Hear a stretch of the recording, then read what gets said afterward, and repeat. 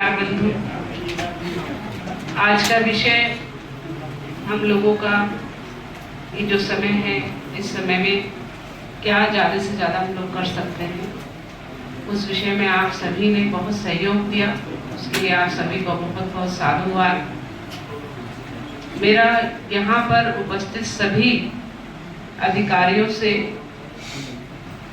यही कहना है कि हम लोगों को प्रयास करना है, जो कार्य ईश्वर ने हमें दिया है उस कार्य को पूरी निष्ठा के साथ हम पूर्ण करें।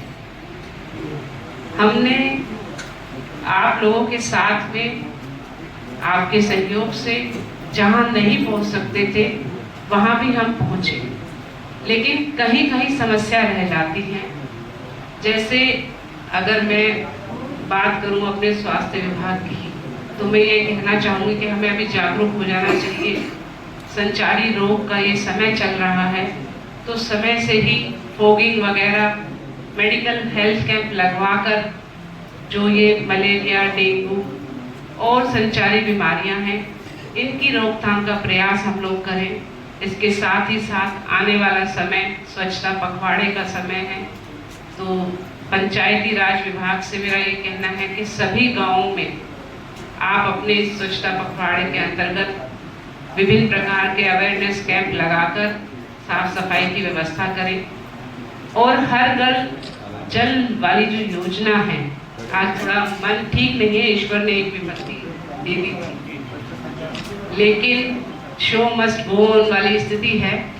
फिर भी मैं ये कह रही हूँ कि आपकी जो विभाग है, इससे हर व्यक्ति त्रस्त है।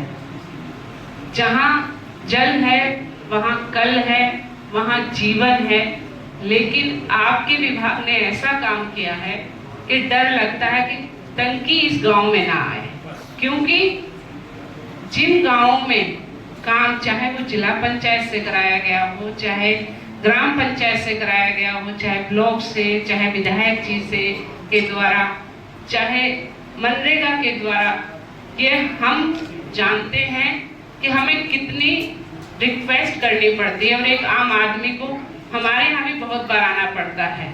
मैं अपने आप को स्पेशल नहीं मान रही हूँ, मैं अपने माननीय विधायक गण को या विधायक ये अपने सदस्य गण को स्पेशल नहीं मान रही हूँ, लेकिन क्योंकि दायरा बड़ा होता है, लोग बाग आते हैं, 50वीं बार आके समस्या कहते हैं, तब एक सड़क हम लोग निर्माण कर पाते हैं। उस सड़क को आप लोगों ने इतनी अच्छी कंपनी को दे दिया है, जो आज ये कह देती है आसानी से कि फंड की कमी है।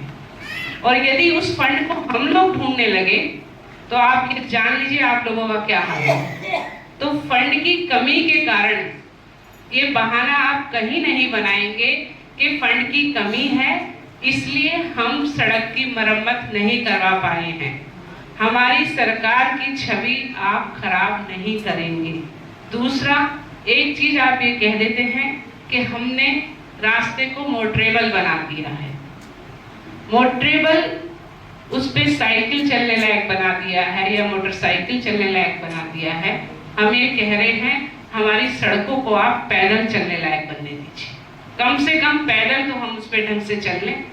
जहाँ साइकिल फिसल जाती है, कहीं मोटरसाइकिल फिसलती है, कहीं बच्चा गिरता है, कहीं हड्डी टूटती है, कहीं दांत टूटते हैं बच्चों के, आपके विभाग से पूरा जनपद त्राही त्राही कर रहा है।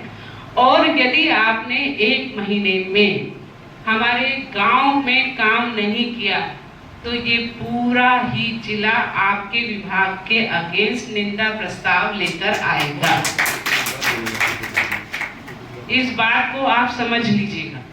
इसके साथ ही साथ जो खाद में बंदरबाट हो रही है, वो बंदरबाट नहीं होनी चाहिए। एआर कोऑपरेटिव को आज यहाँ उपस्थित होना चाहिए था, वो क्यों उपस्थित नहीं है, इसको नोट कर लीजिए और उनका स्पष्टीकरण ले लीजिएगा। क्या ये सदन उनको छोटा लगा अपने स्तर से? ठीक है, ये कुछ नहीं चलेगा कि सोसाइटी कहीं है और खाद कहीं मिलेगा, कोई अटैचमेंट नहीं चलेगा। यदि भंडारण की सुविधा नहीं है तो आप स्पष्ट करिए, बताइए, हम लोग सहयोग करेंगे, ब्लॉक सहयोग करेगा। पीडब्ल्यूडी सहयोग करेगा, लेकिन हम लोगों के लिए स्थिति स्पष्ट होनी चाहिए।